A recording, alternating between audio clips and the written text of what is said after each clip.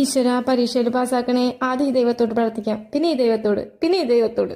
മോള് പാസ്സായ ആദ്യം ബിരിയാണി ഉണ്ടാക്കണം, പിന്നെ പായസം ഉണ്ടാക്കണം, പിന്നെ ഹൽവ ഉണ്ടാക്കണം. അവളെങ്ങാനും തോറ്റു കഴിഞ്ഞാൽ ആദ്യം ഇതുകൊണ്ട് തല്ലണം, പിന്നെ ഇതുകൊണ്ട് തല്ലണം, പിന്നെ ഇതുകൊണ്ട് തല്ലണം.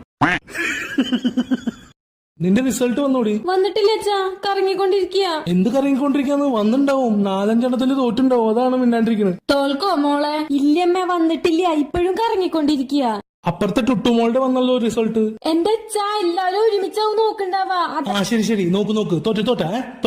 അച്ഛാ ഇവള് പഠിച്ചു വലുതായിട്ട് വീട് നോക്കുന്നു വിചാരിച്ചിരിക്കായിരുന്നു.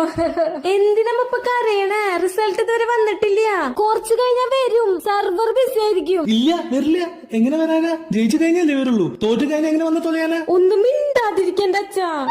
ഈശ്വര, എന്റെ മോളെ എങ്ങനെയെങ്കിലും എക്സാമിന് പാസ്സാക്കി തരണേ. എന്തിനാ അമ്മ ഇപ്പൊ കരയണത്? റിസൾട്ട് ഇതുവരെ വന്നിട്ടില്ല, കുറച്ച് ടൈം കൊടുക്ക.